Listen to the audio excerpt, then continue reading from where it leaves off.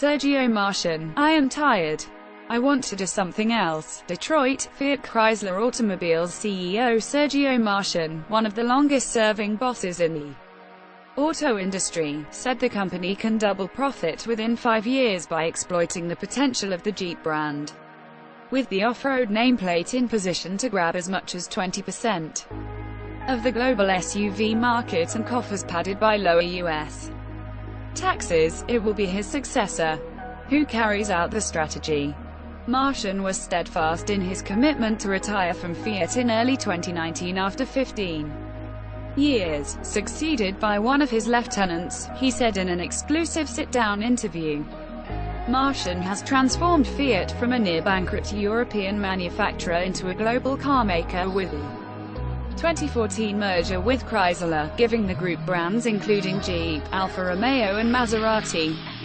While small compared with giants like Volkswagen AG and Toyota Motor Corp, Marchionne has given Fiat a new lease on life by streamlining expenses and shifting from unfashionable sedans to higher-margin sport utility vehicles.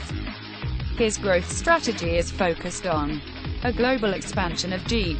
"There's nothing which can tell me that Jeep could not own one in 5 SUVs, equivalent to about 5 million deliveries a year," Marchionne said. "If that's true, the upside for FCA, we are just beginning to skim the surface. If Jeep can reach these targets, it would mean the profitability of this house is going to be multiples on what it makes now, and doubling profit by 2022 is possible," he said. President Donald Trump's tax cuts could further boost profit by about $1 billion a year, he added. The carmaker targets at least €7 billion, $8.5 billion, in adjusted earnings before interest and taxes in 2017. All-consuming, jobs stretched by the demands of day-to-day competition, regulatory issues and disruptive technological change. This business, if you really want to do it well, is all-consuming.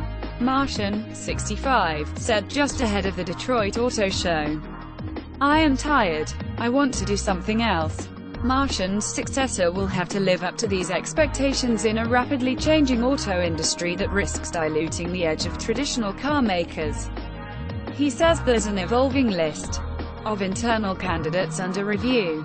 All of these executives are working on Fiat's strategic plan through 2022, and one of them will end up being the top dog, he said, adding that he has no indication the company would look to make an external hire.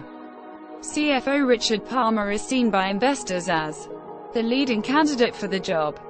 Chief Mike Manley and Alfredo Altavilla, who returned Fiat's embattled European operations to profit, are seen as Palmer's main contenders. While Marchionne declined to identify any people on the short list, he said it included potential candidates reported about in the press as well as someone else who is not in the media spotlight. Marchionne's future FCA's new 5-year strategy will be presented June 1, the same day he was hired as CEO in 2004 in the dramatic hours after Lamberto Agnelli passed away. John Elkann, the young heir of the Italian billionaire family, was looking for new leadership at Fiat, and made a gamble on Marchionne, at the time CEO of testing company SGS and with no experience in the auto industry. The move paid off. Fiat's value has climbed to €29.5 billion, $36 billion, after soaring 28% in the first 2 weeks of 2018. The iconoclastic executive, who favors black sweaters over suits and ties, plans to leave FCA after erasing debt, accumulating at least €4 billion of net cash and boosting adjusted net profit to about €5 billion. "I don't know a reason not to confirm 2017 guidance and 2018 targets," the Fiat CEO said. The CEO is open to staying connected with the carmaker through a role at the billionaire Agnelli family's ex-Spa, Fiat Chrysler's dominant shareholder and the main beneficiary of Marchionne's wheeling and dealing, which also saw the spin-offs of Ferrari NV and CNH Industrial.